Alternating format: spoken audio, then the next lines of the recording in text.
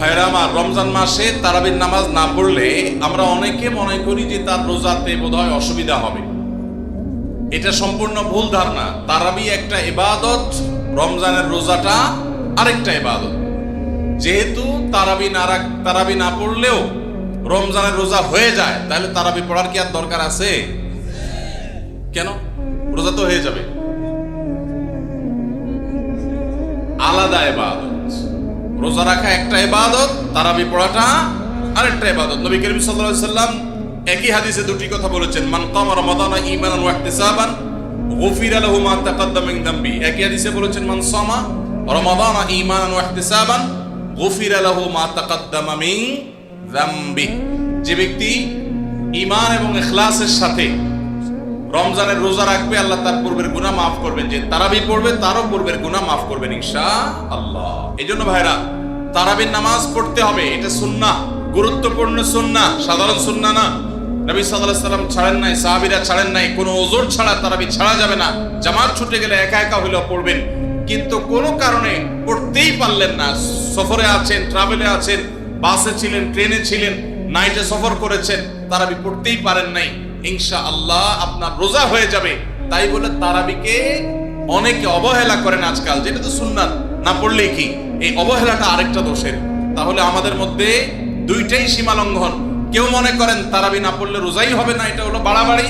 আবার অনেকে মনে করেন তারাবি না পড়লেই বা কি, এটা হলো ছাড়াছাড়ি। এই বাড়াবাড়ি এবং ছাড়াছাড়ির মধ্যে আমাদের থাকতে হবে। আল্লাহ আমাদের তৌফিক দান করুন। দুটি সুসংবাদ দিয়ে আপনাদের শুরু করতে চাই। প্রিয় দেবিদ্বারবাসী বিশেষ করে, আর সাধারণভাবে পুরো কুমিল্লা জেলার মানুষদেরকে বলছি, আস-সুন্নাহ ফাউন্ডেশনের মাদ্রাসার একটি শাখা দেশের বিভিন্ন জায়গায় তো বটে, এমনকি ঢাকা শহরের বিভিন্ন প্রান্তে খোলার জন্য অনেক ভাইদের আবেদন, অনুরোধ আমাদের কাছে এসেছে। সে সমস্ত আবেদন, অনুরোধগুলো বিবেচনা করার মতো সার্বিক সামর্থ্য, সুযোগ বা তৌফিক আমাদের খুব একটা হয়ে ওঠেনি। আমাদের ঢাকায় মাদ্রাসার যে মূল ব্রাঞ্চ, মূল প্রতিষ্ঠানের একটি মাত্র শাখা বা ব্রাঞ্চ আছে, আর সেটি হলো এই দেবিদ্বারে কুমিল্লাতে। দেশের এত জেলা শহর থাকতে, বিভাগীয় শহর থাকতে এই জায়গায় কেন? এর উত্তর আমি এর আগে দিয়েছি। আপনাদের এই দেবিদ্বারের ছোট শালগড়ের বাসিন্দা জনাব তোফায়েল আহমেদ সরকার তুহিন, যিনি ডেনমার্ক প্রবাসী, আমাদের মুরব্বী জনাব বাকি সরকারের ছেলে, তিনি দীর্ঘ অনেক বছর যাবৎ আমাদের অফিসে যাওয়া আসা, যোগাযোগ, এবং তিনি চেষ্টা করেছেন এখানে যেন মাদ্রাসাতুস সুন্নাহর একটা শাখা হয়। বহু কষ্টে, বহু পরিশ্রমে আল্লাহর বান্দা এটাকে দাঁড় করিয়ে ছেড়েছেন। আমাদেরকে তিনি এখানে এনেই ছেড়েছেন। পুরো জায়গা বন্দোবস্ত করা, এটাকে প্রিপারেশন করা, সব কিছুর জন্য তার বিরাট বড় অংশ এবং চেষ্টা ছিল। তো যার ফলে এখানে মাদ্রাসাটি এসেছে। আপনাদেরকে একটু আমরা আনন্দের সংবাদ শোনাতে চাই, যেহেতু আপনারা বেশিরভাগ মানুষ এখানকার দেবিদ্বারের মানুষ। মাদ্রাসাতুস সুন্নাহর ঢাকায় আমরা যেই কারিকুলাম অনুসরণ করি, যেই মাপকাঠি, মানদণ্ড এবং কোয়ালিটি আমরা মেনটেন করি, হুবহু সেই জিনিসটাই আপনাদের এই মাদ্রাসায় করা হয় আলহামদুলিল্লাহ। আপনাদের এটা মনে করার কারণ নাই যে এটা মফস্বল হওয়ার কারণে ঢাকার সেই কোয়ালিটি বা সেই সিলেবাস, সেই নিয়ম কারণ এখানে ইমপ্লিমেন্টে কোনো প্রকার ছাড় আমরা দেই, এরকমটি মনে করবার কোনো কারণ নাই। কারণ এরকমটি আসলে হয় না। এই মাদ্রাসায় ঢাকার সমস্ত কার্যক্রম আমরা যা মাদ্রাসায় করি তার সবগুলো এখানে করি, এবং কোয়ালিটি ধরে রাখার জন্য গ্রামে আবাসিক করার চাপ আছে। যেহেতু আমরা আবাসিক সচরাচর করি না, অপশনাল আবাসিক ঢাকায় আছে, সেজন্য এখানেও কিন্তু অনাবাসিক। আমরা কিছু ছাড় দিলেই এখানে এই মাদ্রাসাকে আরো অনেক বেশি জমজমাট করা যেত, কিন্তু আমরা জমজমাটে বিশ্বাসী না, আমরা বিশ্বাসী কোয়ালিটিতে। এই জন্য আপনারা যারা দেবিদ্বারবাসী আছেন, আপনাদের ছেলে মেয়েদেরকে অথবা আপনাদের পরিচিতদের ছেলে মেয়েদেরকে মাদ্রাসা ভর্তি করার জন্য আপনারা চেষ্টা করতে পারেন। খরচ একটু বেশি, কিন্তু ঢাকায় যে পরিমাণ খরচ নেওয়া হয় এখানে তার প্রায় 50%-এর মতো, বিশেষ করে ভর্তি পরীক্ষা ইত্যাদি, ভর্তি খরচ ইত্যাদি। তো এই সুযোগটা আপনারা হাতছাড়া করবেন না। আলহামদুলিল্লাহ আমি নিজে থেকে থেকে মাঝে মধ্যে আসি, ছেলেরা কি শিখে না শিখে, বাচ্চারা কি শিখে না শিখে সেটাকে আমি চেক করার চেষ্টা করি। এবং আলহামদুলিল্লাহ ঢাকা থেকে আমাদের প্রশিক্ষিত যে কর্মীরা আছেন, টিচাররা আছেন, তারা এখানে এসে সার্ভিস দিচ্ছেন। আমরা এখানে স্থানীয়ভাবে নিয়োগ দিয়ে অল্প স্বল্প বেতনে কোনো রকম টিচার দিয়ে আমরা চালাতে পারতাম। এখানকার প্রায় সমস্ত শিক্ষক এমনকি সাধারণ স্টাফ সব ঢাকা থেকে, তারা প্রশিক্ষণের পর, অভিজ্ঞতার পর তারপর তাদেরকে এখানে পাঠানো হয়। উদ্দেশ্য কোয়ালিটি যাতে কোনো প্রকার ফল না করে। তো আস-সুন্নাহ ফাউন্ডেশনের এই সুবর্ণ সুযোগ আপনারা হাতছাড়া করবেন না।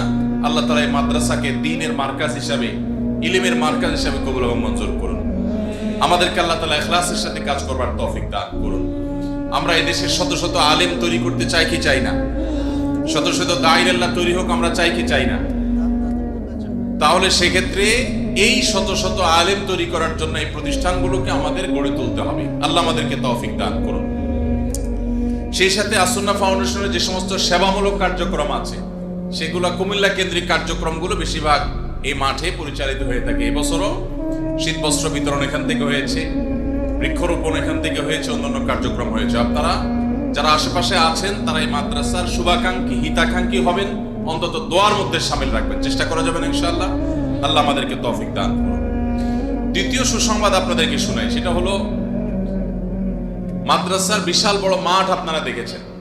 আজকাল স্কুল বলেন, মাদ্রাসা বলেন, শিক্ষা প্রতিষ্ঠানে বাচ্চাদের দৌড়াদৌড়ি করার মতো, খেলাধুলা করার মতো খোলামেলা মাঠের বড় অভাব।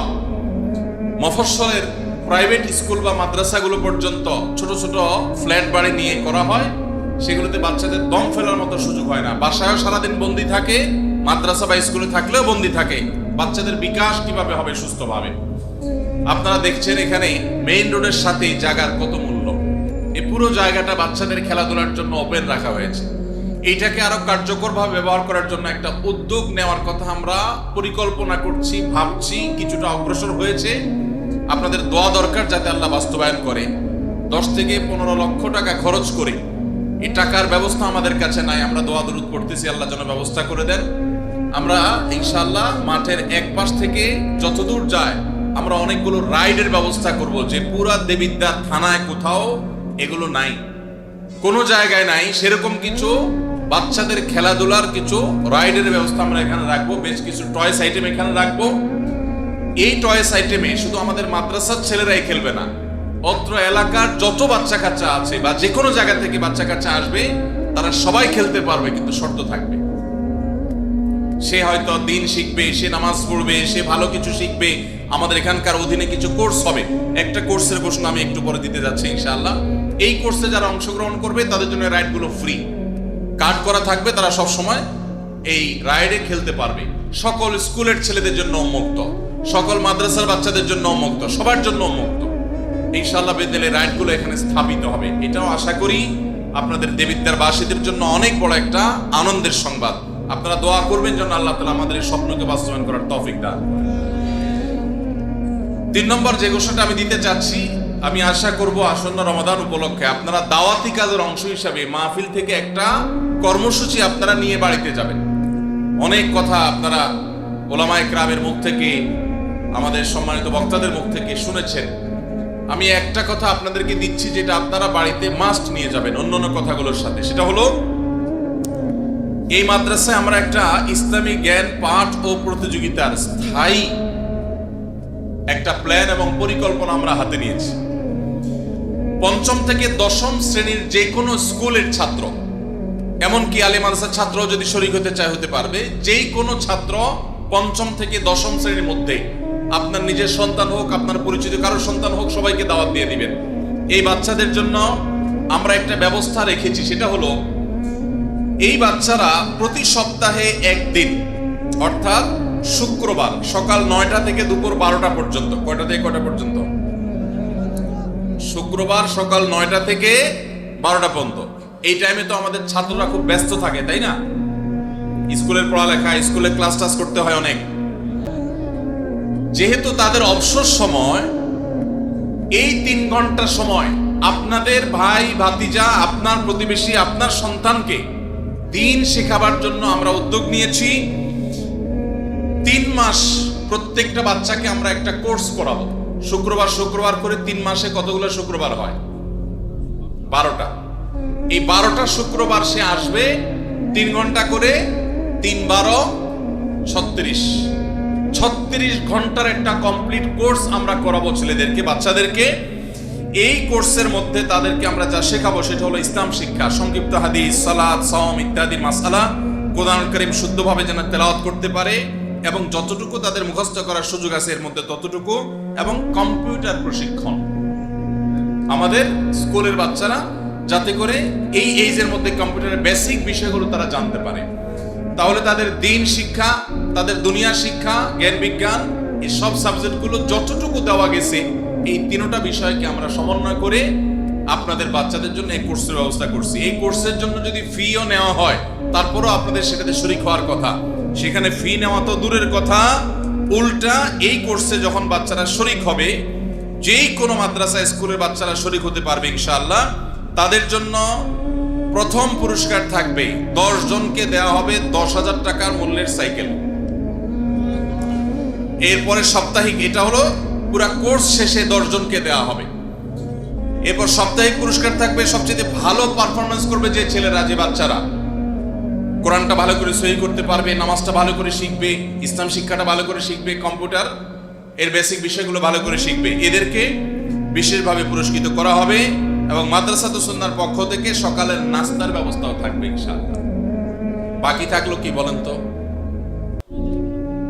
বড় হলে বিয়ে করা, এটা বাকি থাকলো। আর কিছু বাকি আছে? এই যে এত বড় একটা সুবর্ণ সুযোগ, এই সুযোগটা আপনারা সবাই নেওয়ার চেষ্টা করবেন তো ইনশাআল্লাহ। নিজে আপনার পরিবারের কোনো বাচ্চাকে ইনভলভ করবেন বা অন্যদেরকে দাওয়াত দিয়ে দিবেন, চেষ্টা করা যাবে না ইনশাআল্লাহ। আপনাদের চেষ্টার মাধ্যমে যদি 5টা বাচ্চা দ্বীন শিখতে পারে, ওর জীবনের সঠিক রাস্তায় উঠে যেতে পারে, তাহলে আপনারা সওয়াব পাবেন কি পাবেন না ইনশাআল্লাহ। আল্লাহ আমাদেরকে তৌফিক দান করুন। এখানে রেজিস্ট্রেশনের জন্য সর্বশেষ তারিখ হলো 25শে ফেব্রুয়ারি। মাদ্রাসায় এসে যোগাযোগ করে নাম নিবন্ধন করে রেজিস্ট্রেশন করে ফেলবেন, কোনো ফিটি লাগবে না। আর মাত্র 4 দিন আছে সময়। কয়দিন আছে? 4 দিন। অতএব এর মধ্যে রেজিস্ট্রেশন করে ফেলবেন এবং এই রেজিস্ট্রেশন করার পর আপনারা শুধুমাত্র বাচ্চাদেরকে সময় মতো পৌঁছাবেন, নিয়ে যাবেন ইনশাআল্লাহ বিইذنিল্লাহ। আপনার বাচ্চা যাতে দেশের যোগ্য নাগরিক হয়, ভালো মুসলমান হয়, নীতিবান আদর্শবান মানুষ হয়, তার জন্য আস-সুন্নাহ ফাউন্ডেশন এবং মাদ্রাসাতুস সুন্নাহ সার্বিকভাবে আপনাদের জন্য চেষ্টা করবে ইনশাআল্লাহ। আপনারা খুশি হয়েছেন সবাই? আপনারা চিন্তা করতেছেন বাচ্চাদের শুনলাম, আমাদের বুড়াদের জন্য কি? তো ভাই ঠিক বলতেছে, আপনাদের জন্য কম্বল আছে শীতের, কম্বলের দরকার নাই আলহামদুলিল্লাহ। বাচ্চাদেরকে পেলে বাচ্চার বাপ মা অটোমেটিক পাবে ইনশাআল্লাহ। যারা যুবক আছেন এখনো বাচ্চার বাপ মা হন নাই, আল্লাহ তাআলা তাদেরকে তাড়াতাড়ি বাচ্চার বাপ মা হওয়ার তৌফিক দান করুন। জি ভাই, বাহ, বিরাট খুশি। এই দোয়াতে পোলাপান যত খুশি, আর কিছুতে এত খুশি না। মাশাআল্লাহ। আল্লাহ আমাদের মুরব্বীদেরকে হেদায়েত দান করুন, তারা তাদের সন্তানদেরকে সময় মতো বিয়ে দেওয়ার গুরুত্ব বোঝার তৌফিক দান করুন। আমরা সামনের বছর থেকে, আমি তো মাহফিল করি না, মাদ্রাসার মাঠে হচ্ছে, সেজন্য তুহিন ভাই আমাকে একরকম জবরদস্তি আনছেন। আমরা আশা করব সামনের বছর মুরব্বীরা এই মাহফিলের মঞ্চে কমপক্ষে 20টা করে যৌতুক মুক্ত বিয়ের ব্যবস্থা করবে। কি বলেন? আল্লাহ তাআলা আমাদের মুরব্বীদেরকে তৌফিক দান করুন। শুধু মুরব্বীদের দিকে চাইয়া থাকবেন না, আপনারাও চেষ্টা করবেন কিছু উপায় উপার্জন করার জন্য। আল্লাহ আমাদেরকে তৌফিক দান করুন। জি ভাই, আমরা প্রশ্ন উত্তরে চলে যাচ্ছি ডাইরেক্ট।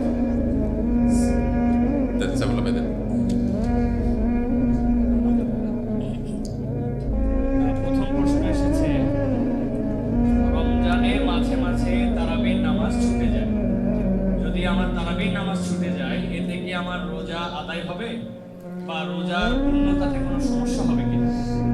ভাইরা আমার, রমজান মাসে তারাবির নামাজ না পড়লে আমরা অনেকে মনে করি যে তার রোজাতে বোধহয় অসুবিধা হবে। এটা সম্পূর্ণ ভুল ধারণা। তারাবি একটা ইবাদত, রমজানের রোজাটা আরেকটা ইবাদত। যেহেতু তারাবি না পড়লেও রমজানের রোজা হয়ে যায়, তাহলে তারাবি পড়ার কি আর দরকার আছে? কেন? রোজা তো হয়ে যাবে। আলাদা ইবাদত। রোজা রাখা একটা ইবাদত, তারাবি পড়াটা আরেকটা ইবাদত। নবী করিম সাল্লাল্লাহু আলাইহি সাল্লাম একই হাদিসে দুটি কথা বলেছেন, মান কামা রমাদানা ঈমানান ওয়া ইহতিসাবান গুফিরা লাহু মা তাকাদ্দামা মিন যামবি। একই হাদিসে বলেছেন, মান সামা রমাদানা ঈমানান ওয়া ইহতিসাবান গুফিরা লাহু মা তাকাদ্দামা মিন যামবি। যে ব্যক্তি ঈমান এবং ইখলাসের সাথে রমজানের রোজা রাখবে, আল্লাহ তার পূর্বের গুনাহ মাফ করবেন। যে তারাবি পড়বে তারও পূর্বের গুনাহ মাফ করবেন ইনশাআল্লাহ।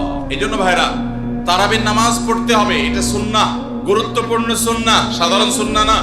নবী সাল্লাল্লাহু আলাইহি সাল্লাম ছাড়েন নাই, সাহাবীরা ছাড়েন নাই। কোনো ওযর ছাড়া তারাবি ছাড়া যাবে না। জামাত ছুটে গেলে একা একা হইলেও পড়বেন, কিন্তু কোনো কারণে পড়তেই পারলেন না, সফরে আছেন, ট্রাভেলে আছেন, বাসে ছিলেন, ট্রেনে ছিলেন, নাইটে সফর করেছেন, তারাবি পড়তেই পারেন নাই, ইনশাআল্লাহ আপনার রোজা হয়ে যাবে।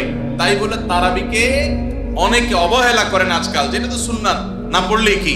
এই অবহেলাটা আরেকটা দোষের। তাহলে আমাদের মধ্যে দুইটাই সীমা লঙ্ঘন।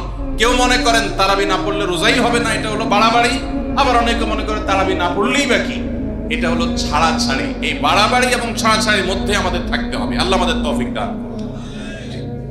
রমজান মাসে কন্যার বাড়ি থেকে ছেলের বাড়িতে ইফতার না পাঠালে শ্বশুর শাশুড়ি গাল বন্ধ করে, এমন অবস্থায় কি করা উচিত?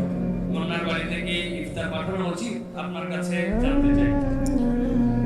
ভাইরা আমার, আমাদের সমাজে বহুল প্রচলিত, বহুল প্রতিষ্ঠিত কুসংস্কারগুলোর মধ্যে থেকে একটি হলো এটি যে মেয়ের বাবার বাড়ি থেকে রমজান আসলে ইফতারের বিভিন্ন আইটেমের জন্য ছেলে, ছেলের মা, ছেলের বাবা, ছেলের গোষ্ঠী, ছেলের বিভিন্ন মহিলারা, ওই ফ্যামিলির তারা অপেক্ষায় থাকে।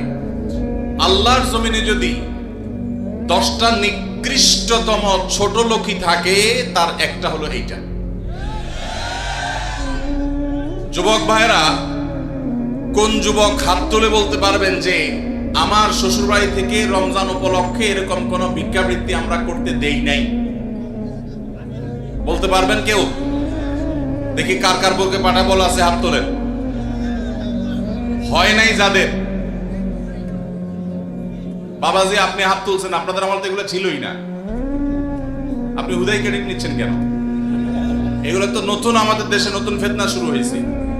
এই দাঁড়িয়ালা ভাই, আপনি হাত তুলছেন কি বুঝে? বলেন বলেন কি বুঝে হাত তুললেন? আপনার শ্বশুর বাড়ি থেকে ইফতার আসে নাই? হ্যাঁ, আসে নাই?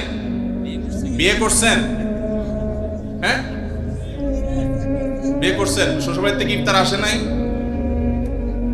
গরিব তারা, মানে কারণ কি?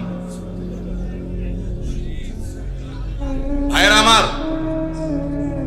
এদেশ থেকে যৌতুককে ওলামায়ে কেরাম মিম্বর থেকে, মাহফিলের মঞ্চ থেকে ছেটিয়ে বিদায় করেছেন, আলহামদুলিল্লাহ।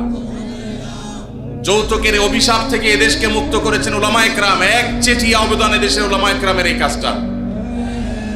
যৌতুক চলে গেলে কি হবে? ইফতারের নামে যৌতুক এখনো বাকি আছে, এইটা আমাদের দূর করতে হবে কি হবে না? অনেক যুবক আছে, তারা বলে যে আমার শ্বশুরবাড়ির লোকেরা খুশি মনে দেয়। ভালো করে শুনে রাখে, 2 নাম্বারের অপর নাম হলো এখন খুশি মনে দেওয়া।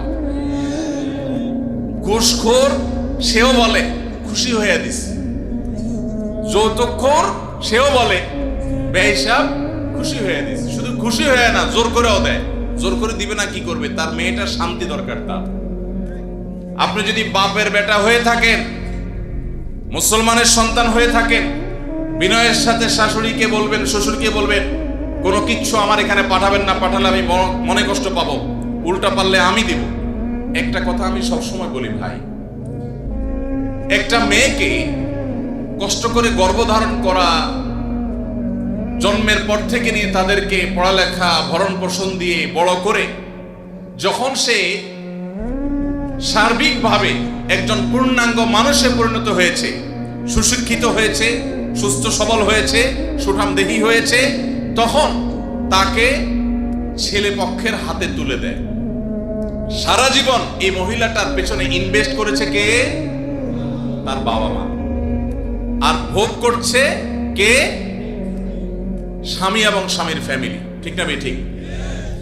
পড়ালেখা করাইছে মেয়ের বাপ মা, ওই পড়ালেখা দিয়া, ওই শিক্ষা দিয়া স্বামীর ছেলে মেয়েকে সে পড়ালেখা করায়। ঠিক না ঠিক? রান্না বান্নাটা শিখাইছে তার মা, ওই শিক্ষা দিয়ে রান্না বাড়া করে খাওয়ায় কারে? স্বামীকে, শ্বশুর শাশুড়িকে। ঠিক না ঠিক? তাহলে উচিত হলো ছেলে পক্ষের মেয়ে পক্ষকে এটা বলা। বেঈসাবকে বলবে, ছেলের বাবা মেয়ের বাবাকে বলবে, বাবাজি বা ভাই, আপনার মেয়ে তাকে মানুষ করতে যত টাকা পয়সা লাগছে তার সব কিছু আমি দিতে চাই। এরপরও তো কোনো মানুষ কেনা যায় না, এটা কেনার জন্য দেওয়া না, অন্তত কৃতজ্ঞতা আদায়ের জন্য দেওয়া। এটা বলা দরকার ছিল। সেটা না করে উল্টা আস্ত একটা মেয়ে দিয়ে দিল, তার সাথে আবার আপনি যৌতুক আশা করছেন। আপনার চাইতে বড় ছোট লোক আল্লাহর জমিনে আর হতে। এই সমস্ত ভিখারীদেরকে ধরে ধরে আস-সুন্নাহ ফাউন্ডেশন ইফতার প্রজেক্টের জন্য পাঠিয়ে দিবেন। আপনাদের এই মাঠেও ইফতার বিতরণ হয়। যাদের শ্বশুর বাড়ি থেকে ইফতারের দরকার হয়, এদের সবাইকে আমাদের ওখানে পাঠিয়ে দিবেন। কথা বুঝে আসছে? এখন এরপর থেকে হুদাই যায় আমাদের ওখানে সিরিয়াল ধরবে। সিরিয়াল ধরলে সবাই ইফতার পাবে। শর্ত হলো সে প্রকাশ্যে ঘোষণা দিবে, আমি শ্বশুর বাড়ি থেকে ইফতার প্রত্যাশী ছিলাম, কিন্তু সেখান থেকে ইফতার পাওয়ার কোনো ক্ষীণতম সম্ভাবনা না থাকায় আমি নিরুপায় হয়ে এখন আস-সুন্নাহ ফাউন্ডেশনের দ্বারস্থ হয়েছি। এইটা যদি আপনি ঘোষণা দিতে পারেন, আমাদের দিতে কোনো অসুবিধা নেই ইনশাআল্লাহ। ভাইরা আমার, এই কুসংস্কার আমরা দূর করবো তো ইনশাআল্লাহ। খুশি মনে বলতে কোনো কিচ্ছু নাই। খবরদার, মেয়ে পক্ষ যদি ইফতার পাঠায়, ছেলে পক্ষ পাঠায় না কেন? মেয়ে পক্ষ যদি 2 আনা পাঠায়, ছেলে পক্ষ 4 আনা পাঠানো উচিত। অনেক মহিলারা আছে ফ্যামিলির, তারা খোঁচাখুচি করে বৌমাকে। আল্লাহ আমাদের এই কুসংস্কার থেকে মুক্ত থাকার তৌফিক দান করুন। রোজা রেখে কোনো চুল বা নখ কাটা যাবে কিনা? রোজা রেখে চুল বা নখ কাটা যায় আপনাদের এলাকায়? যায়? আলহামদুলিল্লাহ, সহজ মাসালা। রোজা রেখে চুল বা নখ কাটলে রোজার কোনো অসুবিধা হয় না। রোজা রেখে সরিষার তেল গায়ে মাখলো কোনো অসুবিধা নেই। কোনো আপনার স্নো পাউডার ইত্যাদি ব্যবহার করলে এগুলোর কোনো অসুবিধা নাই, রোজা হয়ে যাবে ইনশাআল্লাহ। একজন 2টা প্রশ্ন করছেন। এক প্রশ্ন হচ্ছে, স্বামীর কথা শোনাটা যতটা জরুরি, স্ত্রীর কথা শোনাটা কি ততটা জরুরি নয়? স্বামীর কথা যতটা শুনবেন, স্ত্রীর কথাটাও কি ততটা শুনবেন কিনা? দেখুন, পৃথিবীতে ফ্যামিলি ব্যবস্থাপনা ইসলামে একটা আছে, আর এর বাইরে পশ্চিমাদের আরেকটা আছে। 2টা সিস্টেম। ইসলামের ফ্যামিলি ব্যবস্থাপনা হলো, আল্লাহ তাআলা কোরআনে পরিষ্কারভাবে নির্দেশ করেছেন, আর-রিজালু কাওয়ামুনা আলান নিসা। পুরুষদেরকে আল্লাহ রাব্বুল আলামিন নারীদের উপরে দায়িত্বশীল করেছেন, তাদেরকে আল্লাহ তাআলা অভিভাবক বানিয়েছেন। এখন যদি কেউ নারী এবং পুরুষকে সমান সমান করতে চায়, তাহলে তার পরিণতি কি হতে পারে পশ্চিমের দিকে তাকালে বুঝতে পারবেন। ভাইরা আমার, একটা ছোট্ট মুদি দোকানও যদি আপনি চালাইতে হয়, একজন মালিক আর একজন শ্রমিক বা কর্মচারী থাকা লাগে কি লাগে না? 2জনই মালিক, সমান সমান শেয়ার, দুজনই দোকানটা পরিচালনা করে, দোকানটা ঠিক মতো চলবে? কারণ সকাল বিকাল গন্ডগোল বাঁধবে। ঠিক না ঠিক? এভাবে কোনো দোকান যদি না চলে, তাহলে একটা সংসার কখনো সুষ্ঠুভাবে চলতে আপনি কাউকে না কাউকে অভিভাবক মানতেই হবে। হ্যাঁ, এর মানে এই না যে অভিভাবক যা খুশি তা করতে পারে, জুলুম করতে পারে, অন্যায় নির্দেশ দিলেও সে অধিকার আছে, সেটা ইসলাম বলে না, কখনো বলে না। ভাইরা আমার, আজকের পৃথিবী নারীদেরকে সমান অধিকার দিতে বলে, ইসলাম ন্যায্য অধিকার দিতে বলে। ইসলাম কি দিতে বলে?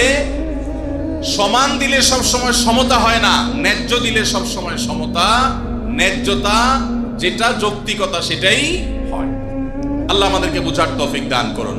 মা বোনরা যদি যৌক্তিক কোনো আবদার চাহিদা পেশ করেন, সেটা স্বামী কখনো কখনো শুনতে বাধ্য, যদি সেটা তার অধিকারের বিষয় হয়। আর কখনো কখনো বাধ্য না হলেও স্বামীকে আল্লাহ তাআলা উদ্বুদ্ধ করেছেন। নবী করিম সাল্লাল্লাহু আলাইহি সাল্লাম তার স্ত্রী আমাদের মা আয়েশা রাদিয়াল্লাহু তাআলা আনহাকে খেলা দেখতে নিয়ে গেছেন। আম্মা জান আয়েশা রাদিয়াল্লাহু আনহা এই হাদিস বর্ণনা করার পরে বলেছেন, ফাকদুরু কদরাল জারিয়াতিল হাদিসাতি সিন্নি আল হারিসাতি আলাল্লাহ বে। ও দুনিয়ার পুরুষেরা, যুবকেরা, স্বামীরা, শুনে রাখো, আল্লাহর নবী সাল্লাল্লাহু আলাইহি সাল্লাম নবী হওয়ার পরও, এত ব্যস্ত মানুষ হওয়ার পরও, তিনি তার স্ত্রী হিসেবে আমি যখন তার কাছে খেলা দেখতে চেয়েছি তিনি নিয়ে গেছেন। যতক্ষণ পর্যন্ত আমি নিজে বিরক্ত হয়ে উঠে না আসি ততক্ষণ পর্যন্ত নবী সাল্লাল্লাহু আলাইহি সাল্লাম বসেছিলেন, আমাকে নিয়ে আসেন নাই, বলেন নাই আয়েশা চলো আর কত দেখবা, এটা বলেন নাই। অতএব তোমরা তোমাদের কম বয়স্ক যে সমস্ত স্ত্রীগণ আছেন তাদের বিনোদনের প্রতি, আনন্দের প্রতি তোমরা খেয়াল রাখবে, এটা আমাদের আয়েশা বলেছেন। তাহলে বোঝা গেল স্ত্রী যদি কিছু চায় সেটা পূরণ করবার জন্য স্বামী যথাযোগ্য চেষ্টা করবেন, যদি অন্যায্য না হয়, অন্যায় না হয়, অযৌক্তিক চাওয়া না হয়। কিন্তু এর মানে এই না যে ইসলাম সবাইকে সমান অধিকার দিয়েছে, সমান অধিকার দিলে মারামারি ছাড়া কিচ্ছু হবে না। পশ্চিমে যান, কোনো সংসার বলতে কিচ্ছু নাই। গত সপ্তাহের কথা, নিউজিল্যান্ডের একটা শহরে অকল্যান্ডে আমাদের এক প্রবাসী বাংলাদেশি ভাই বুয়েটিয়ান, ওনার বাসায় উনি নিয়ে গেলেন ফজর নামাজ পড়ে, মসজিদ থেকে পাশে ওনার বাসা। তো ওনার বাসায় গিয়ে আমি একটু আশপাশে কিছু গাছ টাছ দেখলাম, দেখে বের হচ্ছি। উনি আমাকে দুটা জিনিস দেখালেন। এক হলো বললেন যে ভাই আপনি যে সবজি চাষ করেন ঢাকায়, ওই ভিডিও দেখার পর আমার ওয়াইফের চাপে আমি এই যে লাউ গাছ লাগাইছি, সেই লাউ গায়ে অনেক লাউ ধরছে। চিন্তা করলাম আমরা কাজ করছি এখানে 11,500 কিলোমিটার দূরে আমল হয়েছে আলহামদুলিল্লাহ, 11,500 কিলোমিটার দূরে। তো তার একজন প্রতিবেশী বৃদ্ধ, বয়স 65 থেকে 70 হবে, এই ভদ্রলোকের সাথে আমার পরিচয় করায় বললেন যে আমার নেইবর, আমার প্রতিবেশী। তো আমি বললাম যে তার বাসা যে শুনশান নীরব, ব্যাপার কি? তো বলে যে তার বাসায় কেউ নাই, তার কোনো ফ্যামিলির সদস্য নাই, 20 বছর সে এই বাসাতে আছে, কোনো সদস্য নাই, বয়স 65 থেকে 70। গায়ে দেখি যে ময়লা আবর্জনা লেগে আছে, ভোরবেলা কোত্থেকে কাজ করে আসছে, পরিশ্রম করে খায় দায়। আমি অবাক হয়ে গেলাম। আমাদের দেশে একজন বৃদ্ধ মানুষ 20 বছর ধরে একা একা তিনি উপার্জন করে চলতে হয়, তার দেখভাল করার কেউ নাই। এটা কি কল্পনা করা যায়? আপনি যদি ট্রাভেল করেন সারা দুনিয়াতে দেখবেন বৃদ্ধ বৃদ্ধ মহিলা 60, 65, 70, 80 বছর একা একা ট্রাভেল করছে, কেউ তাদের সাথে নাই।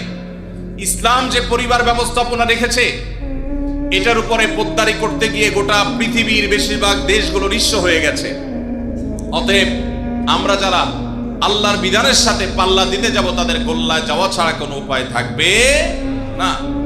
মেয়েদেরকে ইসলাম সমান অধিকার দিতে বলে না, কোন কোন ক্ষেত্রে ছেলেদের চাইতে বেশিও দিতে বলে, আবার কোন কোন ক্ষেত্রে কমও দিতে বলে, যেখানে যতটুকু প্রয়োজন ততটুকু। অতএব শেয়ানে শেয়ানে সমানে সমানে যদি নড়তে চান তো ওদের যে অবস্থা হয়েছে, সংসার ভেঙে গেছে, পরিবার ব্যবস্থা ভেঙে গেছে, সে অবস্থা আমাদের হবে। আমি ওই ভাইকে জিজ্ঞেস করলাম এই লোকটা ফ্যামিলি ছাড়া কেন থাকে, কারো কি একা থাকতে ভালো লাগে?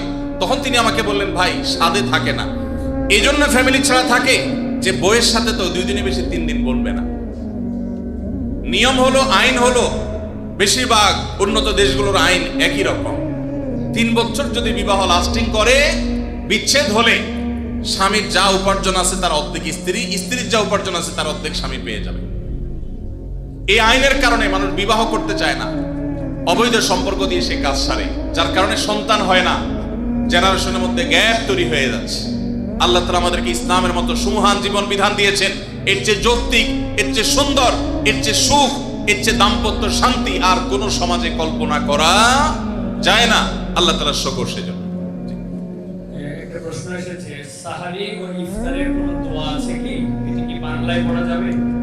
ইফতারের আমরা দোয়ার কথা জানি ভাই, ইফতারের একটা কমন দোয়ার কথা আমরা জানি, আরেকটা দোয়া আছে আনকমন যেটা আমরা জানি না। দুইটা দোয়া আমি বলছি। 1 নম্বর হলো ইফতারের দোয়া যেটা কমন আমরা জানি, সেটা হলো আল্লাহুম্মা লাকা সুমতু আলা রিজকিকা আফতারতু। এই দোয়ার অর্থ হলো হে আল্লাহ, আপনার জন্য আমি সিয়াম সাধনা করেছি, রোজা রেখেছি, আর আপনার উদ্দেশ্যেই আমি ইফতার করেছি, অর্থাৎ আপনার নির্দেশের পালনার্থে আমি ইফতার করেছি। এই যে আল্লাহুম্মা লাকা সুমতু আলা রিজকিকা আফতারতু, এটা ইফতারের একটা দোয়া। আরেকটা দোয়া হলো যাহাবা যামা ওয়াবতাল্লাতিল উরুক ওয়া সাবাতাল আজরু ইনশাআল্লাহ। অনেকে এটা জানেন মাশাআল্লাহ। যাহাবা যামা মানে আমার পিপাসা দূর হয়ে গেছে, ওয়াবতাল্লাতিল উরুক আমার শিরা উপশিরাগুলো সব সিক্ত হয়ে গেছে, ওয়া সাবাতাল আজরু ইনশাআল্লাহ এবং আল্লাহ চাহেন তো এই রোজার বিনিময় আমার জন্য অবধারিত হয়ে গেছে। এই যে দোয়া ইফতারের, এটা কি ইফতারের আগে করবেন না মাঝখানে করবেন না শেষে করবেন? কি বলেন, ইফতারের আগে না শেষে? যারা যারা আগের পক্ষে তারা হাত তোলেন, মাশাআল্লাহ। বলো ভাইরা আমার, এই দোয়া ইফতারের পরে করবেন, আগে না। অনেকেই এই ভুলটা জানেন, অনেকে মনে করেন যে আগেই করতে হয়, আগে না। ইফতারের দোয়া কখন করবেন? ইফতারের শব্দের অর্থের দিকে খেয়াল করলে তো দেখতে পারেন পিপাসা দূর হয়ে গেছে, শিরা উপশিরা সিক্ত হয়ে গেছে, এটা কি ইফতারের আগে হয় না পরে হয়? তাহলে আল্লাহুম্মা লাকা সুমতু আলা রিজকিকা আফতারতু, আল্লাহ তোমার জন্য রোজা রাখলাম, তোমার রিজিক দিয়ে ইফতার করলাম, এটা কি আগে না পরে? পরে। অতএব এটা ইফতারের পর। তাহলে ইফতারের শুরুতে কি পড়বেন? বিসমিল্লাহ। বিসমিল্লাহ বলে যে কোনো খাবার খান, ইফতারও খাবেন। ইফতার খেয়ে ফেলছেন, 2-4 লোকমা খেয়েছেন, একটু পানি খেজুর খেয়েছেন, তারপরে দোয়া পড়তে পারেন। আর চাইলে একদম শেষ করেও পড়তে পারেন। আর এটা নিজের ভাষায় পড়লে হয়ে যাবে, কিন্তু সুন্নাত হবে, বেশি উত্তম হবে নবীজির ভাষায় পড়তে পারলে, সরাসরি আরবি টেক্সটটা পড়তে পারলে। আল্লাহ আমাদেরকে তৌফিক দান। রোজার নিয়ত কোনটি বা কিভাবে করব? নিয়ত করা কি রোজা রাখার জন্য জরুরি? নিয়ত তো সমস্ত ইবাদতের জন্য জরুরি, কিন্তু নিয়ত করা জরুরি, নিয়ত বলা জরুরি না। নিয়ত করা এক জিনিস আর নিয়ত বলা আরেক জিনিস। মুখে নিয়ত বলে আর অন্তরে নিয়ত করে, অন্তরে নিয়ত করে আর মুখে নিয়ত বলে। ইবাদতের মধ্যে নিয়ত করা ফরজ। রোজার জন্য নিয়ত ফরজ, নামাজের জন্য নিয়ত ফরজ, কিন্তু নিয়ত বলাটা ফরজ বা সুন্নাত কোনোটাই না। আমরা যে রোজার নিয়ত শুনছি, নাওয়াইতু আন আসুমা গাদান, আছে না? বিভিন্ন আপনার ক্যালেন্ডারেও লেখা থাকে, ভিত্তিহীন। নবী করিম সাল্লাল্লাহু আলাইহি সাল্লামের কোন জয়ীফ জাল হাদিসেও এরকম রোজার কোন নিয়তের কথা কোথাও বর্ণিত হয় নাই। ইসলামের নামে নকল আমল করলে সওয়াব হবে না গুনাহ হবে? খবরদার। এই জন্য আমরা মেহেরবানি করে, আমি কি জন্য ভোর রাতে উঠছি? সারি খেতে উঠছি, সারি খেতে উঠছি মানে কালকে রোজা রাখবো, এটাই তো আমার নিয়ত। মনের ইচ্ছা আছে, ইন্টেনশন আছে, এটাই নিয়ত। মুখে আলাদা নিয়তের উচ্চারণ দরকার নাই। কাউকে কর্জে হাসানা হিসেবে টাকা ধার দিলে সেই টাকার কি যাকাত দিতে হবে? কারণ সেই টাকা কখন পাবো অনিশ্চিত। ভাইরা আমার, অনেক দরকারি একটা প্রশ্ন। আপনি কাউকে লোন দিয়েছেন, হাওলাত দিয়েছেন, কবে দিবে জানেন না, যাকাত দিতে হবে কি হবে না? উত্তর হলো, কোন টাকাই যাকাত মুক্ত থাকবে না যদি সেটা নেসাবকে স্পর্শ করে। এখন ধরুন আপনি আমাকে 1 লাখ টাকা লোন দিয়েছেন, 1 লাখ টাকা কি নেসাব টাচ করে না করে না? করে। 85 গ্রাম রূপা কেনার মতো টাকা থাকলেই নেসাব হয়ে যায়। তো 1 লাখ টাকায় 85 গ্রামের বেশি রূপা কিনা যায়। অতএব এটা নেসাব। নেসাবের মধ্যে যেহেতু আছে, অতএব এই 1 লাখের যাকাত কাউকে না কাউকে দিতে হবে। এখন টাকাটা আমি লোন নিয়েছি আর উনি আমাকে লোন দিয়েছেন। এখন যদি বলেন যে আমার যাকাত দিতে হবে, তো আমি তো টাকার মালিকই না, টাকা তো ওনার। এই জন্য যিনি লোন দিবেন যাকাত তিনি দিবেন। এখন একটা প্রশ্ন হয়, ভাই এটা কোনো কথা হলো? বেচারা টাকা লোন দিছে, হাওলাত দিছে সওয়াবের আশা, আবার তার যাকাতও তার দেওয়া লাগবে, কেমন কথা? উত্তর হলো, ইমানদার লোন দিলে সওয়াব আছে না নাই? কিরকম সওয়াব ধারণা আছে? কে বলতে পারেন লোনের সওয়াব কি? কি সওয়াব বলেন তো? মাশাআল্লাহ মাশাআল্লাহ। এলাকার মানুষ দেখা যায় বেশ কোরআন হাদিসের ইলম রাখেন। কোন কোন ক্ষেত্রে লোন বা হাওলাত দিলে, দান করলে যে পরিমাণ সওয়াব হয় তার চাইতে বেশি সওয়াব হয়। এখন একটা প্রশ্ন ওঠে, এটা আবার কেন? দান করে দেওয়া মানে তো একসাথে দিয়ে দেওয়া, লোন দেওয়া মানে তো দিলাম আবার নেওয়ার জন্য, তো সওয়াব আবার বেশি কিভাবে হয়? সেটার ব্যাখ্যা হলো, ধরেন ওনাকে আমি 10 টাকা দান করলাম, ওনার দান দরকার, কিন্তু ওনার দানটা কেন দরকার? উনি এই 10 টাকা দিয়ে একটা কলা খাবে, যেটা আসলে তার এমন কোনো আহামরি প্রয়োজন নাই, এটা না খাইলেও তার চলে, পেট ভরা আছে। একটা কলা খাইতে মন চাইছে, টাকা নাই, আমি 10 টাকা তার সাদাকা করলাম, দান করলাম। এই দানের চাইতে ওনার দরকার হলো লোন, এমন লোন যে লোন দিয়া তার জীবন রক্ষা হবে, কঠিন কোনো কাজ হবে। এখানে এই দানের চাইতে এই লোন দিলে সেটা সওয়াব আল্লাহর কাছে বেশি হবে। আরো বিভিন্ন ব্যাখ্যা হাদিসের আছে। এই জন্য ভাইরা, লোন যে দিবে সে তো সওয়াব পাবে, বিধায় যাকাত দেওয়ার কারণে তার যে টাকা কমতেছে, এতে তার হারাবার কিচ্ছু নাই। এই জন্য তাকেই যাকাত দিয়ে যেতে হবে। এখন কথা হলো, পাওয়ার সম্ভাবনা নাই। যদি এমন হয় যে পাওয়ার সম্ভাবনা, তাহলে যাকাত আপনাকে এখন দিতে হবে না। একসাথে পাইলে যে বছরে যাকাত দেন নাই সেগুলো দিতে হবে। আর যদি কখনো না পান, তাহলে না দিলে কোনো গুনাহ হবে না। একজন রোজাদারের জন্য রমজানের প্রতিটি দিনের আমলের রুটিন কি হবে? কিভাবে সে তার রোজা কাটাবে? মাশাআল্লাহ, আমাদের একটা নতুন বই বের হয়েছে এবার, সেটা হলো মাহে রমাদানের 27 আমল। এই যে বইটা একটা হাতের সামনেও আছে, মাশাআল্লাহ। এটা মূলত আমাদের একটা বক্তব্যের নির্যাস। এর আগে সোনাইমণিতে একটা বক্তব্যে আমরা মাহে রমজানের উপরে একটা গবেষণা করে 27টা আমল কোরআনের আলোকে বের করেছি, সেটা উপস্থাপন করেছি, পরে এটাকে বই আকারে আনা হয়েছে। এখানে রমজানে আপনি কি কি করবেন তার সবগুলোর তালিকা দেওয়া আছে। অতএব এটার আলোকে আপনি আমল করতে পারেন, চাইলে ভিডিও বক্তব্যটা শুনে নিতে পারেন। একবার সকাল থেকে রাত পর্যন্ত একটা সুনির্দিষ্ট রুটিনের মধ্য দিয়ে কাটাবেন, আর কিচ্ছু করতে পারেন না পারেন, শুধু একটা কথা বলে যাই, রমজান মাসে ফরজ রোজা রেখে অন্তত কোন প্রকার হারাম কাজ, গুনাহের কাজ করবেন না। বাস এটুকু যদি করতে পারেন ইনশাআল্লাহ আপনার রমজান সাকসেস। চেষ্টা করা যাবে না ইনশাআল্লাহ? একটা কাজ যদি করতে পারেন আপনার রমজান ইনশাআল্লাহ সফল। সেটা হলো ফরজ রোজা রাখলেন, 5 ওয়াক্ত নামাজ তো ফরজ পড়বেনই, ফরজ কাজগুলো করলেন, আর গুনাহ থেকে বেঁচে থাকলেন। কোনো হারাম কাজ করলেন না, ঝগড়াঝাটি করলেন না, মিথ্যা বললেন না, চগলখড়ি করলেন না, গীবত করলেন না, কাউকে ঠকাইলেন না, 2 নম্বর কাজ করলেন না। এই গুনাহমুক্ত যদি রমজান কাটাইতে পারেন আপনার রমাদান সাধনা সার্থক ইনশাআল্লাহ। আল্লাহ তৌফিক দান। স্ত্রীর স্বর্ণের জাকাত কিভাবে দিবে? স্বামী নাকি স্ত্রী দিবে? স্ত্রী যদি আয় রোজগার না থাকে কিন্তু স্বর্ণ আছে, তাহলে তার জাকাত কিভাবে আদায় করবে? ভাইরা আমার, স্ত্রীর স্বর্ণের জাকাত কে দিবে? স্ত্রীর স্বর্ণের জাকাত দিবেন যিনি স্বর্ণের মালিক। এখন প্রশ্ন হলো স্ত্রীর স্বর্ণের মালিক কে? কে বলে স্ত্রী? আপনি দিয়ে দিচ্ছেন একসাথে? ঠিক আছে, এদিকে একবার বলছেন স্বামী, আমার ভাই মুফতি মোহাম্মদ আলী ভাই বলছেন স্ত্রী। ভাই উনি মুফতি মানুষ বলে ফেলছে, আমি কেমনে ওনারে ভুল বলি?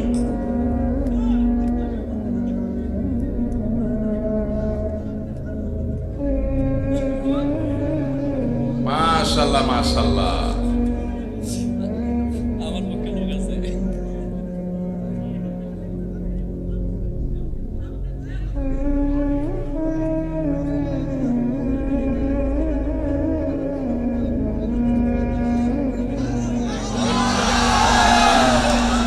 যুবক পোলাপান একটাই পায় না, আপনি কোন একাধিক? আমরা একটা চিন্তা শেষ হয়ে যেতেছি, একটারে বাপ মা বিয়ে করেন, আপনি কোন একাধিক বিয়ে করেন? আল্লাহ তাআলা যুবকদের একটা বিয়ে অন্তত ব্যবস্থা করুক। এরপরে যার সাধ্য তৌফিক থাকবে শর্ত সাপেক্ষে সে ইনসাফ করতে পারলে একাধিক করবে। যাই হোক ভাই, বউয়ের স্বর্ণের মালিক কি বউ না স্বামী? এটা নির্ভর করে যে স্বামী আসলে তাকে দিলে কিভাবে দিয়েছে। ধরুন এটা স্বামী দিছে বা বাপের বাড়ি থেকে পাইছেন, স্ত্রীকে যদি দিয়ে দেন তাহলে তার মালিক স্ত্রী এবং সেটা যাকাত তাকে দিতে হবে। আর যদি স্ত্রীকে না দিয়ে দেন, ব্যবহার করতে দেন, যে ঠিক আছে আপনাকে ব্যবহারের জন্য দিলাম, তাহলে সেক্ষেত্রে মালিক হবে স্বামী। এটা ক্লিয়ার করতে হবে। এখন মুশকিল হলো স্বামী স্ত্রী যদি এগুলো নিয়ে আলাপ উঠায়, আমাদের দেশে আমরা এত ভালো, মানে অতি ভালো যেটাকে বলে, বউ যদি এখন যায় ঘরে যদি জিজ্ঞেস করেন স্বামীরে, এর বউরে জিজ্ঞেস করেন যদি যায়, আচ্ছা বলো তো দেখি তোমার এই স্বর্ণগুলো আসলে মালিকটা কি, সাথে সাথে সে বলবে ব্যাপার কি, তোমার মাথায় এই চিন্তা কেন আসলো, কাহিনী কি, তুমি কি ডানে বামে কোনো চিন্তা ভাবনা করছো, কি ব্যাপার? আমরা কত সরল সহজ চিন্তা করেন। একটা সম্পদের মালিকানা ক্লিয়ার হওয়া লাগবে কি লাগবে না? স্ত্রীকে যদি জিজ্ঞাসা করেন, আচ্ছা তোমার যে স্বর্ণগুলো আছে এগুলো আসলে মালিক কি তুমি না আমি কে? অবশ্য আজকাল মেয়েরা এগুলো বলবে না, বেশিরভাগ মেয়েরা বলবে বলো কি তোমার সন্দেহ হয় আমি যে ব্যাপারে কোনো সন্দেহ আছে? যদি স্ত্রী মালিক হয় তাহলে স্বর্ণের জাকাত স্ত্রীকে দিতে হবে। আর যদি আপনি স্ত্রীকে ব্যবহার করতে দেন, বলেন যে তুমি ব্যবহার করো, আমি চাইলে যে কোনো সব বিক্রি করে ফেলবো, তাহলে সেক্ষেত্রে আপনাকে জাকাত দিতে হবে। এখন মুশকিল হলো বেশিরভাগ ক্ষেত্রে এই সমস্ত ইস্যুতে আমরা চিটারি করি অনেকে। কিভাবে? স্ত্রীকে দিছে, তার ধান্দা আছে বিদেশে যাওয়া লাগলে ভিসা পাওয়া গেলে বিক্রি করে দিবে, ওইটা বললে তো বউ খেপে যাবে, এই জন্য ডাইরেক্ট কিছু বলে না, পাম্পট দিয়ে হুদাই মিশা কথা বলে তারা খুশি করে, আবার যখন দরকার হয় তখন যা বিক্রি করে ফেলে। আছে না নাই? তো এই 2 নাম্বারই করা চলবে না, ক্রিস্টাল ক্লিয়ার হতে হবে। আরবিতে একটা প্রবাদ আছে, তাআমালু কালা জানিব ওয়া তাহাশারু কালা কারিব। আর্থিক লেনদেন হবে অচেনা মানুষের মতো, আর সাধারণ আচার আচরণ হবে সবার সাথে চেনা মানুষের মতো। এই জন্য ক্লিয়ার করবেন। এখন প্রশ্ন হলো, স্ত্রী যদি স্বর্ণ মালিক হয় উনি কোত্থেকে জাকাত দিবেন? তার তো উপার্জন নাই। উত্তর হলো তিনি প্রয়োজনে স্বামীর থেকে নিয়ে দিবেন, স্বামীকে রিকোয়েস্ট করে বলবেন তুমি আমারটা আদায় করো, যে কোনো ভাবে করবেন, বা স্বর্ণের কোনো একটা অংশ সেল করবেন, কোনো না কোনো ভাবে তাকে জাকাত আদায় করতে হবে। স্বর্ণের মালিক মানে তিনি ধনী, অতএব প্রয়োজনে স্বর্ণ কিছু অংশ বিক্রি করে হলেও তাকে জাকাত দিতে হবে। তবে স্বামী যদি আদায় করে জাকাত আদায় হয়ে যাবে, স্ত্রী যদি সেটা জানে যে উনি আদায় করছেন। রমাদানে কখন দোয়া করলে দোয়া কবুল হয়? রমাদানে কি দোয়া কবুলের আলাদা কোনো সময় আছে? রমাদানে কখন দোয়া করলে দোয়া কবুল হয় ভাইরা? নবী সাল্লাল্লাহু আলাইহি সাল্লাম বলেছেন, সালাতুল লা তুরাদ্দু দাওয়াতুহুম, তিন ব্যক্তির দোয়া ফেরত দেওয়া হয় না। এর ভিতরে এক ব্যক্তি হলেন ওই ব্যক্তি যেই ব্যক্তিকে আল্লাহ তাআলা রোজা রাখার তৌফিক দিয়েছেন। as-সাইমু হাত্তা ইফতির, ইফতার রাখ পর্যন্ত রোজাদারের দোয়া কবুল হয়। কিন্তু স্পেশালি ইফতারের আগের টাইমটা দোয়া কবুল হয়, যে টাইমে আমরা ছোলা মুড়ি মিশানোতে ব্যস্ত থাকি, ওই টাইমটাতে দোয়া কবুল হয়। এই জন্য ছোলা মুড়ি যা মেশানো দরকার আগে মিশায়া সূর্য ডুবার আগে 10-15টা মিনিট মনোযোগ দিয়ে দোয়া করবেন ইনশাআল্লাহ। রমাদানে কিভাবে আল্লাহর কাছ থেকে ক্ষমা পাবো? গুনাহ মাফের সবচেয়ে বড় মাধ্যম কি? কিভাবে ক্ষমা চাইলে সব মাফ হয়? মেহেরবানি করে জানাবেন। ভাইরা আমার, ক্ষমা চাওয়ার জন্য আল্লাহর কাছে অনুতপ্ত হতে হবে যে আল্লাহ যত গুনাহ করেছি আপনি মাফ করে দেন। তওবা করতে হবে, লজ্জিত হতে হবে, অনুতপ্ত হইতে হবে। এরপরে কায়মনোবাক্যে অন্তর অন্তঃস্থল থেকে আল্লাহর কাছে দোয়া করতে হবে মাফ পাওয়ার জন্য। এবং বিশেষ করে সাহরির সময়, ভোর রাত, দোয়া কবুলের সময়গুলো বেশি বেশি করে দোয়া করে ক্ষমা চাইতে হবে, ক্ষমা নিতে হবে। ইফতার আগ মুহূর্তটা এটা দোয়া কবুলের সময়, তো সেই মুহূর্তটা বিশেষভাবে দোয়া করতে হবে।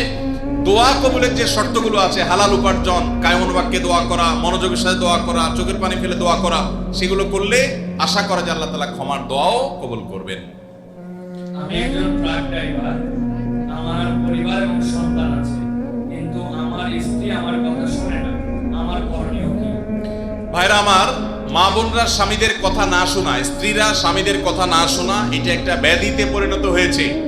পশ্চিমাদের মুখরোচক স্লোগানে আমাদের অনেক মুসলিম নারীরা বিভ্রান্ত হয়ে গেছেন। মনে রাখবেন, কোন নারী যত রকম ইবাদত বন্দেগী করুক, তিনি যদি স্বামীর সাথে সবসময় আড়াআড়ি করা, স্বামীকে ইগনোর করা, তাকে অমান্য করার মানসিকতা তার মধ্যে তৈরি হয়, তাহলে তিনি কখনো নেককার মুসলিম নারী হতে পারেন না। যে ভাই এই প্রশ্ন করেছেন তাকে বলবো, বিয়ের আগে এটা ভাবা দরকার ছিল যে এই মেয়ের মধ্যে আল্লাহর ভয় আছে কিনা। যদি কেউ মুত্তাকি হয়ে থাকে, সত্যিকারের মুসলিম হয়, আল্লাহ ভীরু হয়, তিনি কখনো স্বামীর অবাধ্য হতে পারেন না। কোনো বিষয় নিয়ে মনোমালিন্য হতে পারে, মতভিন্ন হতে পারে, কিন্তু তাই বলে অবাধ্য হওয়া যেটা বলে সেটা হতে পারে না। এখন এই বোনকে আপনি মোটিভেশন দেন, তাকে ভালো মুসলমান বানাবার চেষ্টা করেন। আপনার কথা শোনানোর চাইতে তাকে আল্লাহর আনুগত্য করেন, আল্লাহর আনুগত্যে আনেন। আল্লাহর আনুগত্যে আসলে সে স্বামীর কথা এমনি শুনবে ইনশাআল্লাহ। শেষ করি, মনে হয় সময় অনেক হয়েছে, ভাইদেরও চলে যাচ্ছে। আচ্ছা জি। পরিচিত এক হিন্দু বোনের প্রশ্ন, যে সন্তানটা মুসলিম বাবা মার ঘরে জন্ম হয় সে সাধারণত মুসলিম হিসেবে জীবন অতিবাহিত করে, আর যে সন্তান হিন্দু বাবা মার ঘরে জন্ম নেয় সে সনাতনী ধর্মে দীক্ষিত হয়। এতে মানুষের তো কোনো হাত নেই, স্রষ্টার চাওয়াতেই তো সে হিন্দু ঘরে জন্ম নিয়েছে। মুসলমান না হলে তাকে কেন জাহান্নামে যেতে হবে? তার জন্য ধর্মান্তরিত হওয়া কি সহজ কথা? ঠিকানা দেবিদ্দার কুমিল্লা। ধন্যবাদ। যে হিন্দু বোন প্রশ্ন করেছেন সেই বোনকে আমি বিনয়ের সাথে বলতে চাই, আল্লাহ রাব্বুল আলামিন আমাদের প্রত্যেককে বিবেক দিয়েছেন। যাকে আল্লাহ বিবেক দেন নাই, যিনি মানসিকভাবে সুস্থ নন, সেই লোকটা এই জবাবদিহিতার আওতায় নাই। আল্লাহ যাকে সুস্থ বিবেক দিয়েছেন তাকে তার বিবেক সত্যের প্রতি অনুসন্ধান করার, সত্যের পথ খুঁজে বের করার শক্তি সামর্থ্য দিয়েছেন।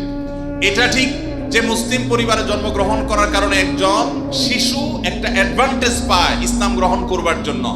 একজন শিশু তিনি অন্য ধর্মাবলম্বী মা বাবার ঘরে জন্মগ্রহণ করার ফলে সে এই অ্যাডভান্টেজটা পায় না, এটা ঠিক।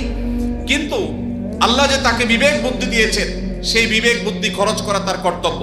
তার কাছে ইসলামের দাওয়াত যদি পৌঁছে থাকে, ইসলাম যে একমাত্র সত্য ধর্ম, সেই আহ্বান যদি পৌঁছে থাকে, আল্লাহ কোরআনে বলেছেন ইন্নাদ-দীন ইনদাল্লাহিল ইসলাম, ইসলাম হলো আল্লাহর কাছে একমাত্র মনোনীত দিন। আল্লাহ বলেছেন ওমান ইয়াবতাগি গায়রাল ইসলামি দীনান ফালান ইউকবালা মিনহু, যে ব্যক্তি ইসলাম ছাড়া অন্য কোনো ধর্মকে দ্বীন হিসাবে গ্রহণ করবে সেটা আল্লাহর কাছে অ্যাকসেপ্ট হবে না। এই যে অ্যাকসেপ্টেড হবে না দিন ছাড়া অন্য, ইসলাম ছাড়া অন্য কোনো কিছু, এই দাওয়াত পৌঁছার পর তার দায়িত্ব হয় তার বিবেককে খরচ করা, এটা আসলেই সত্য দিন কিনা সেটা অনুসন্ধান করা। সে এতটুকু যদি না করে তাহলে সে তো আল্লাহর কাছে দায়ী হবে। হ্যাঁ, যেটা আপনি বলেছেন যে অমুসলিম পরিবারে জন্মগ্রহণ করে ইসলাম গ্রহণ করা কি সহজ কাজ? না, সহজ কাজ না, কঠিন কাজ। আর এই কঠিন কাজের জন্যই তো তার বিনিময় এত বেশি, যে সে যত পাপ করেছে আল্লাহ তাআলা এই কঠিন কাজটা করার কারণে তার সব মাফ করে দিবে। আল ইসলামু ইয়াহদিমু মা কানা ক্বাবলাহু, ইসলামের আগে সবগুলো আল্লাহ তাআলা মাফ করে দিবেন, কারণ সেই কঠিন কাজটা করেছে। মুসলমানকে তো এরকম আল্লাহ তাআলা তার পুরো প্রোফাইল ডিলিট করে দেওয়ার মতো কথা বলেন নাই। এটা নতুন ইসলামে যারা আসবেন তাদের জন্য রয়েছে। আর যারা খ্রিস্টানদের সম্পর্কে আল্লাহ বলেছেন, আহলে কিতাবদের সম্পর্কে, যে তারা যদি ইসলামে আসে তাদেরকে ডাবল সওয়াব আল্লাহ তাআলা দিবেন।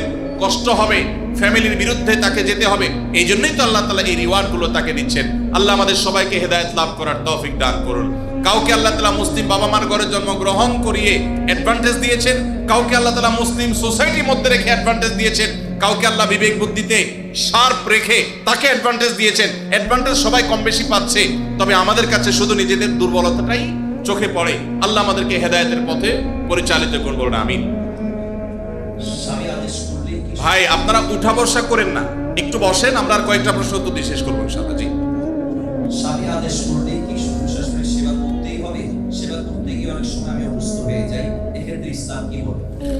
ভাইরা আমার, স্বামী যদি আদেশ করে যে আমার বাবা মার খেদমত কর, এখন বোনের প্রশ্ন হলো আমি অসুস্থ হয়ে গেলেও কি স্বামীর সে নির্দেশ মানতে হবে কিনা? উত্তর হলো না।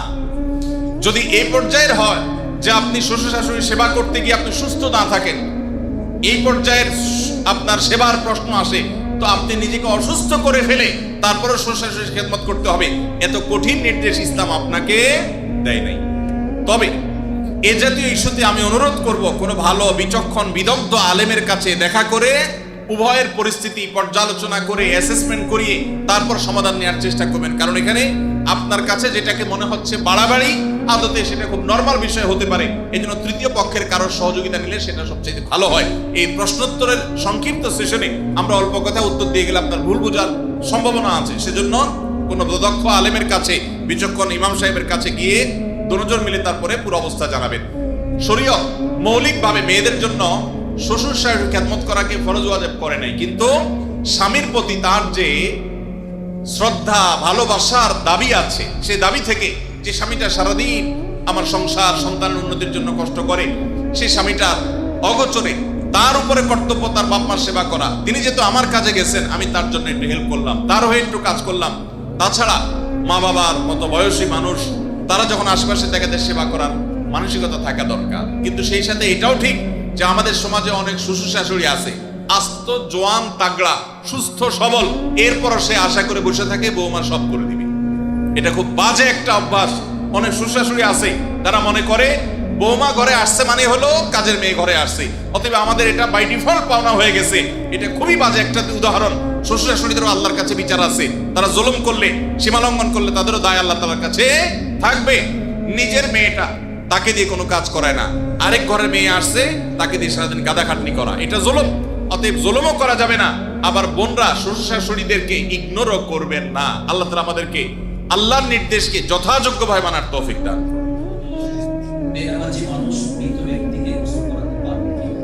মৃত ব্যক্তিকে বেনামাজি গোসল করাইলে গোসল হয়ে যাবে, কোনো অসুবিধা হবে না। তবে সন্দেহাতীত ভাবে এটা মুসলমানদের কর্তব্য। কোন এলাকাতে কেউ মারা গেলে যারা দিনদার মুসলমান তারা তাকে কবরস্থ করবে এবং তার দাফন কাফনের ব্যবস্থা করবে। কোনো বেনামাজি করলেও আদায় হয়ে যাবে ফরজটা সবার পক্ষ থেকে ইনশাআল্লাহ।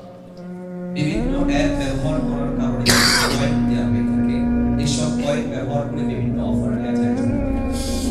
ভাইরা আমার, যদি কোনো অ্যাপস ইউজ করলে আপনাকে পয়েন্ট দেয়, সেই পয়েন্ট আপনি এক্সচেঞ্জ করে কোনো সুবিধা নেন, কোনো টাকা পয়সা পান, এটা জায়েজ হবে এই শর্তে যে সেই অ্যাপটা যদি হারাম কিছু না হয়, সেটা ব্যবহার করলে যদি কোনো গুনাহের কাজ না হয়, তাহলে আপনি এটা করতে পারেন।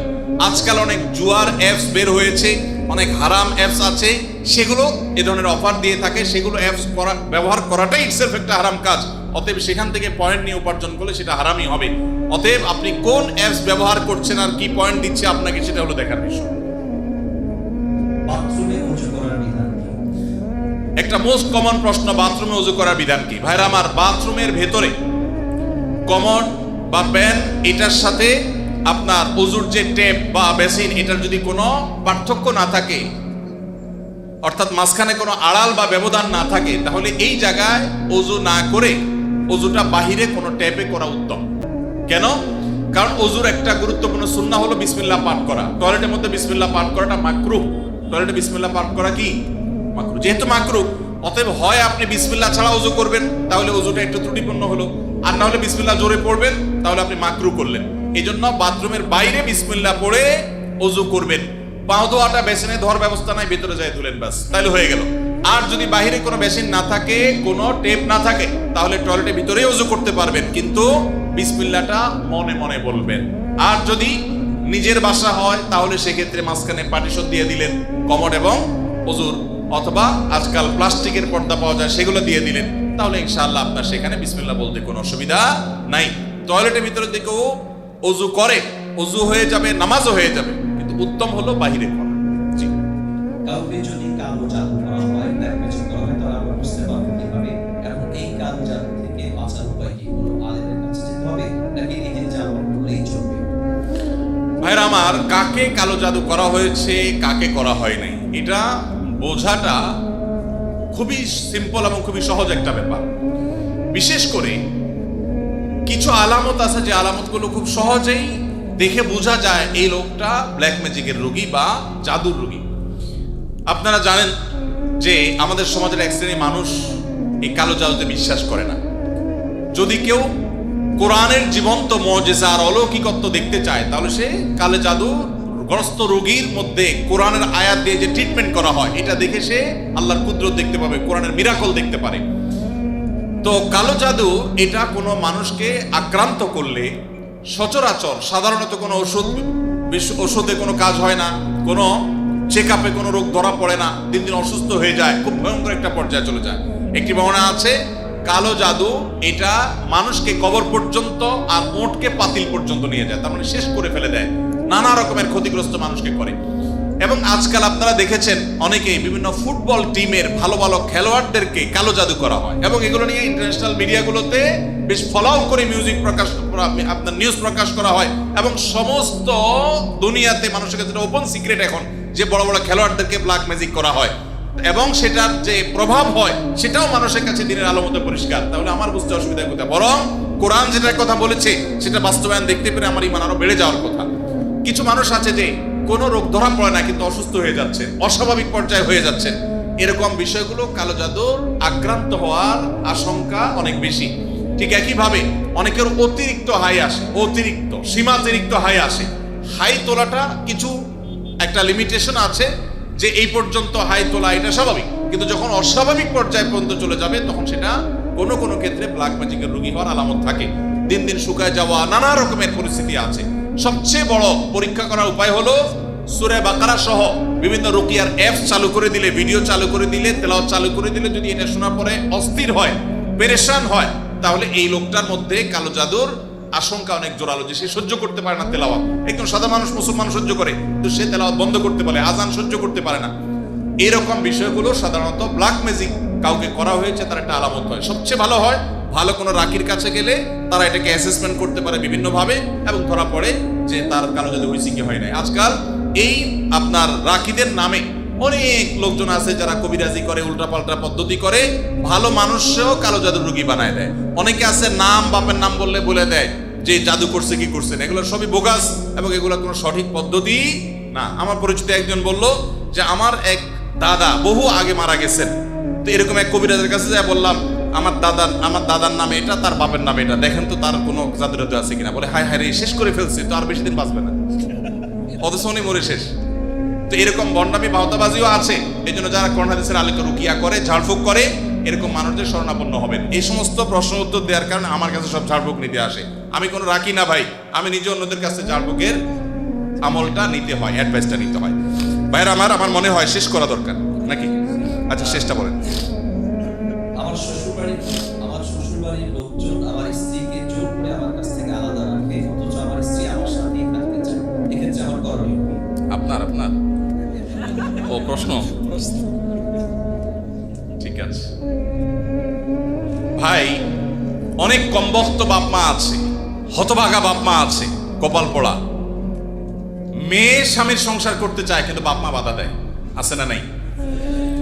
মেয়েটা ভালো, কিন্তু বাপ মা ফুসলায়, আরে আমার ভাতের অভাব পড়ছে না, কিন্তু চলে আস। এর মতো কপাল পোড়া বাপ মা আর হতে পারে না। ভাইরা আমার, বেশিরভাগ সংসারে স্বামী স্ত্রীর মধ্যে অশান্তি সৃষ্টি করে তৃতীয় পক্ষ। কারা করে? তৃতীয় পক্ষ। আমি এই জন্য বলি, সাক্ষাৎ শয়তান যদি দেখতে চান, একবারে আপাদমস্তক শয়তান, তাহলে স্বামী স্ত্রীর মধ্যে অশান্তি সৃষ্টি করার জন্য যে ভূমিকায় অবতীর্ণ হবে, এ হলো সাক্ষাৎ শয়তানের ভূমিকা অবতীর্ণ হচ্ছে। কথা কি বুঝাতে পারছি? শয়তান সবচেয়ে খুশি হয় কোন কাজে জানা আছে আপনাদের? কোন কাজে সবচেয়ে বেশি শয়তান খুশি হয়? কোন সংসার ভেঙে দিলে, স্বামী স্ত্রীর মধ্যে বিচ্ছেদ হলে। আপনারা হাদিস শুনছেন, প্রসিদ্ধ হাদিস, শয়তান তার সিংহাসন পানির উপরে স্থাপন করে এবং শয়তান তার চেলাদেরকে ছেড়ে দেয়। চেলারা সারাদিন আকাম কুকাম করে সারাদিন অপকর্মের পরে ফিরে এসে তাদের দলনেতাকে বলে, আমি একজনকে খুন করিয়েছি একজনকে দিয়ে, আরেকজনকে দিয়ে একটা মিথ্যা বলিয়েছি, আরেকজনকে দিয়ে মাদকাসক্ত করিয়েছি, আরেকজনকে দিয়ে অমুক জেনা করিয়েছি। তখন শয়তান বলে, হ্যাঁ অবশ্যই কিছু না কিছু করেছ। কিন্তু যখন কোন শয়তান এসে বলে একজন স্বামী স্ত্রীর মধ্যে বিচ্ছেদ ঘটায় দিছি, তখন শয়তান বলে তুমি সবচেয়ে বড় কাজ করছো। সে সবচেয়ে বড় খুশি হয়। যে সমস্ত পুরুষেরা মহিলাদেরকে অথবা পুরুষদেরকে উস্কায়, দেখবেন যে অনেক মহিলাকে যায় অনেকে বলে, ভাবি আপনার মতো মানুষের সাথে ভাই রাগ করে কেমনে? মানে আপনার মতো এত ভালো, এত ভদ্র, এত রূপবতী মানুষটার সাথে রাগ করে যে কেমনে? এত পাষাণ সে কিভাবে হয়? বুঝবেন যে এই লোক হলো সাক্ষাৎ ইবলিস। আবার একই কথা ওই পুরুষ লোকটাকে যদি বলে যে ভাই আপনি তো রাজপুত্র, মাশাআল্লাহ, আপনার কপালে রাজরানী আসলেও কম হবে ভাই, তাহলে তার উস্কায় দিচ্ছে। তার মানে সে মনে মনে চিন্তা করবে, তাহলে আমার বউ এটা আমার জন্য আসলে মানায় না, আমি তাহলে এত বেশি যোগ্য পুরুষ। তাহলে তার স্বামীর সাথে, তার স্ত্রীর সাথে তার দূরত্ব বাড়বে কি বাড়বে না? তাহলে এই যে পাম্পট্টিটা দিল, এই পাম্পট্টি দেওয়া লোকটা হলো সাক্ষাৎ ইবলিসের ভূমিকা অবতীর্ণ হয়েছে। অতএব খবরদার, স্বামী স্ত্রীর মধ্যকার অশান্তি সৃষ্টি করার জন্য কেউ তৃতীয় পক্ষের ভূমিকা রাখবেন না। এমনকি সেটা যদি বাপমাও যদি হয়, সে বাপমা আল্লাহর কাঠগড়ার আসামি হবেন। বহু ছেলেদের বাপ আছেন, ছেলেদের মা আছেন, শ্বশুর শাশুড়ি আছেন, বৌমার ব্যাপারে ছেলের কান ভারী করে দেয়, আছে না নেই? ছেলেটা থাকে বিদেশ, তার কানটা ঝালাফালা করে দেয়। এরা সবাই কিয়ামতের ময়দানে আল্লাহর কাছে আসামি হবে। খবরদার, এরকম কোনো ষড়যন্ত্র করা যাবে না। চেষ্টা করতে হবে স্বামী স্ত্রীর মধ্যে মনোমালিন্য হলে সেটাকে আরো দূর করে দিতে হবে, সেটা আরো দূর করে দিতে হবে। আল্লাহ আমাদেরকে তৌফিক দান করুন। মসজিদের ইমাম সাহেবরা যারা আছেন, ফ্যামিলি কাউন্সিলিং করবেন। এলাকাতে কোথা স্বামী স্ত্রীর সাথে মনোমালিন্য চলছে, তাদের মধ্যে সালিসি করবেন, তৃতীয় পক্ষ হয়ে মিলাবার চেষ্টা করবেন, ভাঙার চেষ্টা করবেন না। আল্লাহ আমাদেরকে তৌফিক দান করুন। যে মা বাপ তার মেয়েকে ফুসলাচ্ছে স্বামী সংসার না করার জন্য, যৌক্তিক শরীয়ী কোনো কারণ ছাড়া যদি এটা করেন, তারা কবিরা গুনাহে লিপ্ত হোক। তারা মা বাপ সন্তানকে তারা আল্লাহর নির্দেশ থেকে বাহিরে তারা নিতে চাচ্ছে। ফ্যামিলি ব্যবস্থাপনা এবং দাম্পত্য জীবনের সুখ শান্তি ইসলামে খুবই গুরুত্বপূর্ণ বিষয়। আল্লাহ তাআলা আমাদেরকে বোঝার তৌফিক দান করুন। ভাইরা আমার, আলহামদুলিল্লাহ, দীর্ঘ সময় পর্যন্ত আপনারা অনেক কথা শুনেছেন। আর অনেক প্রশ্ন আমার কাছে ছিল। এই প্রশ্নের উত্তর ইনশাআল্লাহ বিদিল্লাহ আমরা অন্য কোথাও, বগুড়াতে পরশুদিন আমাদের প্রোগ্রাম আছে ইনশাআল্লাহ, সেখানে আমরা সর্বশেষ এবছরের প্রোগ্রাম ইনশাআল্লাহ, সেখানে আমরা উত্তর দেওয়ার চেষ্টা করব। আমরা যে সমস্ত কথা শুনলাম, জানলাম, বুঝলাম, আল্লাহ আমাদের সবাইকে আমল করার তৌফিক দান করুন। শেখ আবু বকর মাক্কি হাফিজাহুল্লাহ আসছেন তুহিন ভাইয়ের অনুরোধে, সেই লক্ষ্মীপুর থেকে আসছেন। মাশাআল্লাহ, আপনারা অনেকে অনলাইনের মাধ্যমে তাকে চিনেন। তো যেহেতু সময় আমাদের কাছে অনেক টাইট, অনেক বেশি আলোচক ছিল, এই জন্য আমরা তার কথা শুনতে পারলাম না। আল্লাহ রাব্বুল আলামিন তার ইলমে আমলে বরকত দান করুন, বলুন আমিন। আলহামদুলিল্লাহ, এখানে অনেক উলামায়ে কেরাম সমবেত হয়েছেন। আমাদের বাকি সরকার সহ মুরব্বীরা যারা এই মাহফিলের জন্য কষ্ট করেছেন, বিশেষ করে সরকার বাড়ির যুবকরা যারা কষ্ট করেছে, তাদের সবাইকে আমি বিশেষভাবে শুকরিয়া জানাই। অনেক অর্থ করে দিয়ে শরীক হয়েছেন। আল্লাহ তাআলা আমাদের সবার এই মাহফিলকে কবুল এবং মঞ্জুর করেন। এই এলাকার সমস্ত মুর্তাদেরকে আল্লাহ তাআলা মাফ করে দেন। মাদ্রাসাতুস সুন্নাহকে আল্লাহ তাআলা কবুল এবং মঞ্জুর করেন। সবাই দোয়া করবো তো ইনশাআল্লাহ। আর আসুন্নাহ ফাউন্ডেশন থেকে যে কোরআন বর্ষ উপলক্ষে সামনের রমজানে কোরআন প্রতিযোগিতার আয়োজন করা হয়েছে, জানেন তো আপনারা? 3 জনকে ওমরা সহ লক্ষ লক্ষ টাকার পুরস্কার, ফ্রি ওমরা 3 জনকে লক্ষ লক্ষ টাকা পুরস্কার সহ পুরো 30 পারা কোরআন অর্থ সহকারে পড়বেন। রমজানের শেষ জুমা অথবা 27 রমজান ফজরের পরে ইনশাআল্লাহ অনলাইনে আমার পেজে পরীক্ষা দিতে হবে। শুধু প্রশ্ন উত্তর, শুধু থেকে তর্জমা থেকে প্রশ্ন হবে ইনশাআল্লাহ। সবার সাথে শরীক হওয়ার চেষ্টা করবেন। জাযাকুমুল্লাহ খাইর।